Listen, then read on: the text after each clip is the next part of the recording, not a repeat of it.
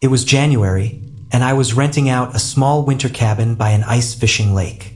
The cabin was very basic, with only the essentials, designed specifically for people like me who enjoyed going out to the lake for fishing or ice fishing. Usually, I brought a friend along, but sometimes I went by myself, and I had never encountered any issues before. I had planned a 3-day stay, with no real agenda except to relax by the lake and fish. On the first day, I arrived at the cabin, settled in, and made myself at home. I brewed a cup of hot coffee and spent the afternoon relaxing by the fireplace. The cabin was only a single room, so the bed, fireplace, and everything else were all in one area, which made it feel cozy but slightly cramped. As the evening grew colder, I fell asleep early, exhausted from the drive, and woke up at 7 a.m. the next morning to head out to the lake. The walk to the lake was about a 10-minute trek down a short forested path, entirely covered in snow. It was a crisp, still morning, and the air was so cold it almost burned as I breathed in. When I reached the lake, I found a good spot, set up my things, and drilled a hole into the ice. I started fishing, enjoying the peaceful stillness of the winter landscape.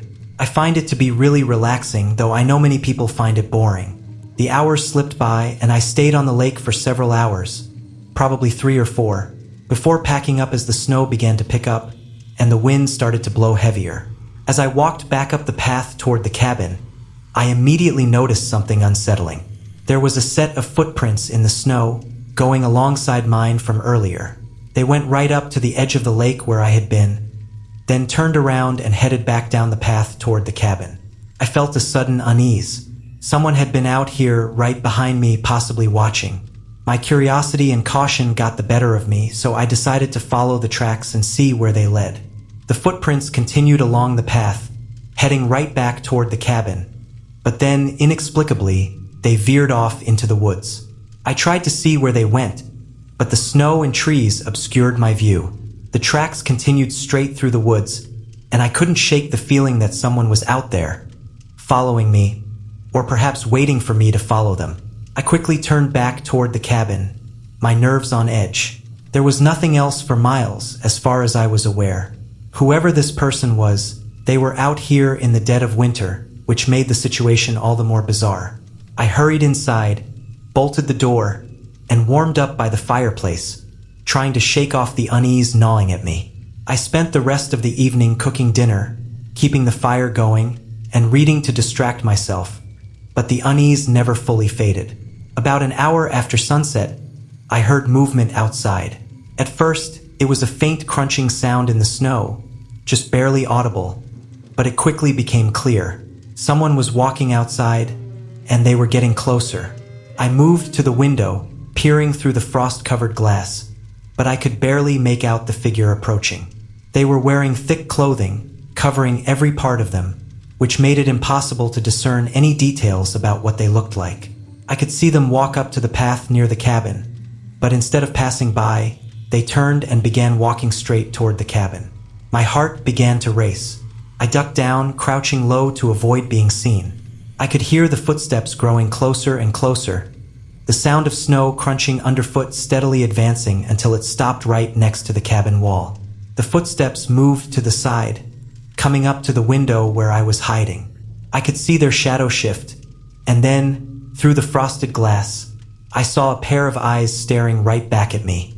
I froze, heart pounding in my chest, and for a moment, neither of us moved. Then, before I could react, the person tried to lift the window open. The soft sound of metal scraping against wood made my stomach drop. Panic surged through me. I scrambled to my feet and grabbed the nearest knife I could find.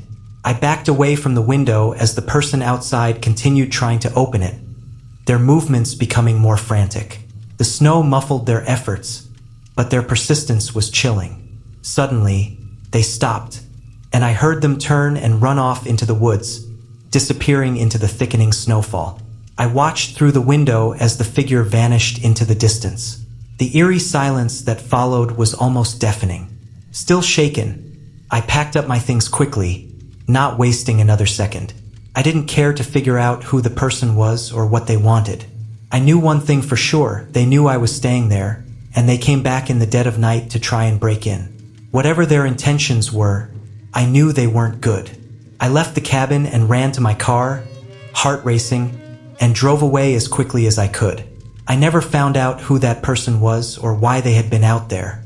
The police found no sign of them, and no one else seemed to know anything about the situation. That night will always haunt me, and I can't shake the feeling that if I had stayed just a little longer, things could have ended very differently.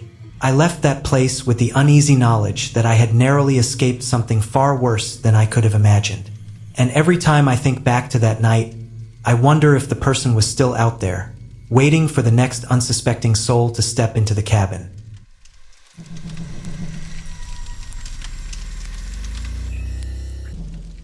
Last year, my roommate moved out of the house we had been renting together for the past 4 years.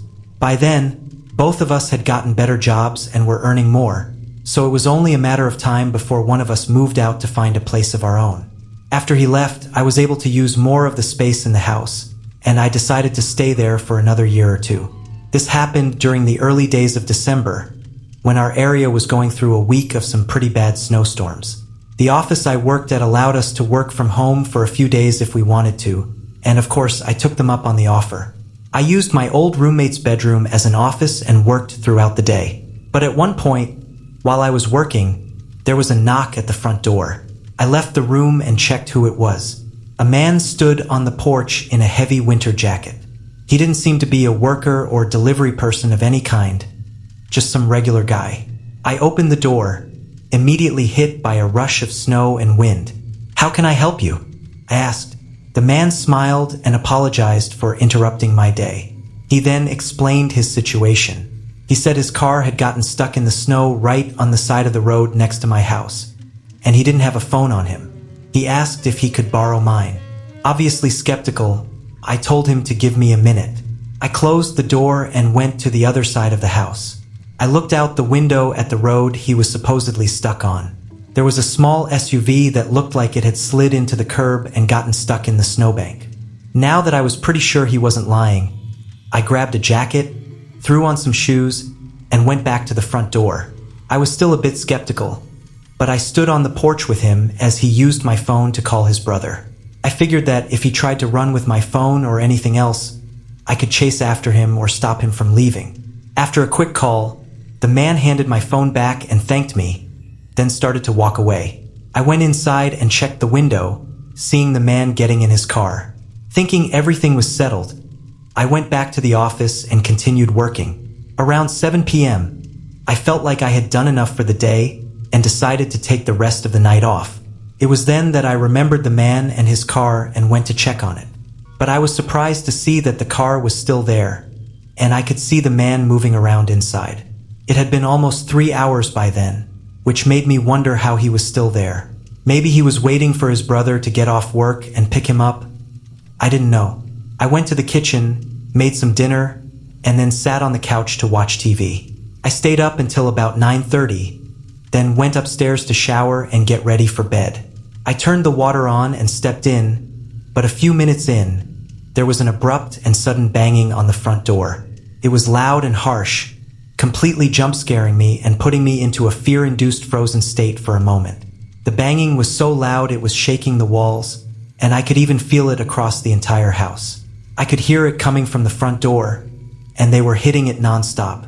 I could also hear them aggressively shaking the door handle.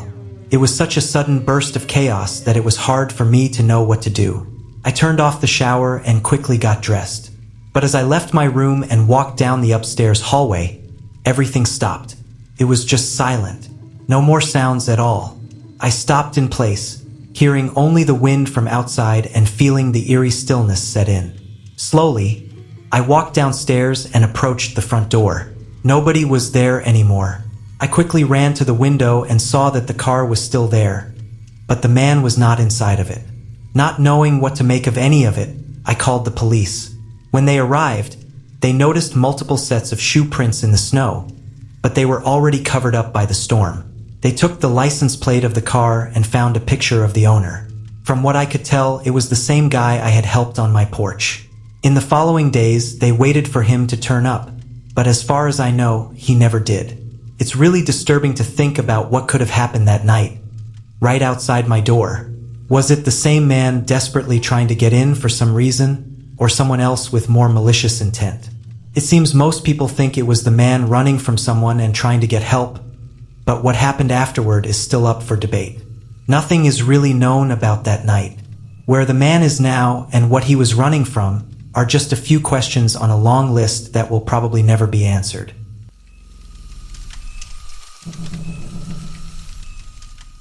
I was visiting my family for the holidays last year.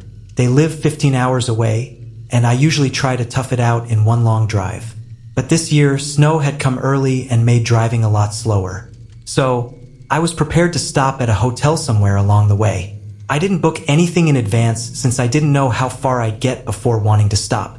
I was just going to pull into wherever and see if they had a room available. When I left, it was barely snowing, but the further out I got, the more snow seemed to be coming down. The roads were still clear, but everyone was definitely driving more slowly and carefully. Around 8 hours into the drive, I still hadn't made it halfway there. I was getting frustrated, as it was already 9 p.m. and it was taking so long. I should have been over halfway there by this point, but now I felt like I had to keep going so that my drive tomorrow wouldn't be even longer. The snow had let up a little bit, but it still had accumulated on the road because there were no plow trucks. I drove as long as I could, making it to 12 a.m. before deciding I'd had enough and needed some sleep. I pulled off the next exit and into a small motel parking lot. It was a long, one-story building with 10 or so rooms. As expected, it wasn't the nicest looking place. The outside looked really old, and even the lights on the sign were dim and half burnt out. I parked in a random spot near the rooms and got out, walking up to the main entrance area. Inside, it was a very small room with a front desk, but there was a sign propped up on the counter. It said, "Be back in 15, with a little picture of a coffee cup on it. The chances of me arriving while the worker was taking their break just showed my lack of luck on this drive. I walked out and back to my car. But this time, when I looked around the parking lot, I noticed something I hadn't before. It was completely empty. I stood there in the cold and looked for a minute and didn't see a single car. From the looks of it, it didn't seem like any cars had even been in the parking lot that night. I got back in my car and turned on the heat to warm up while I waited. Seeing no cars and nobody at the desk had me second-guessing whether the sign was actually for someone taking a break. There were no other places within 15 minutes, so I didn't know where they could have driven off to if they were taking a break. I sat back and tried to think of what to do next, but my eyes and head were so tired that I ended up passing out in my seat. When I woke up, a few hours must have passed. The snow had started pouring down again, and the wind was making my car sway. I sat up and looked toward the front entrance of the motel, but immediately made eye contact with a man peering in through my window. I jolted back as he stepped away and yelled something toward the parking lot. I looked behind him, seeing a truck on the other side.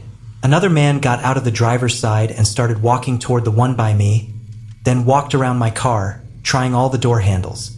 I snapped out of it and put my car in reverse, trying to back out before the wheels spun under me.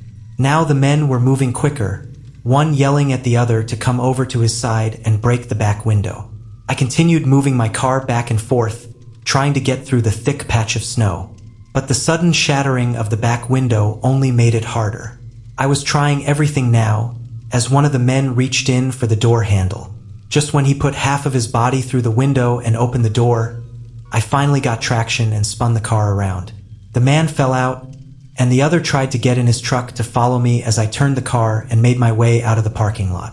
Once I was back on the road, though, they stopped following me. Although I don't feel like it was entirely my fault, I definitely should not have let myself fall asleep in that parking lot, especially in the middle of nowhere like that. What those men had planned could have been anything. They were obviously prepared, and it almost seemed like they knew that this motel parking lot was an easy place to target people. But whatever it was, I'll probably never know.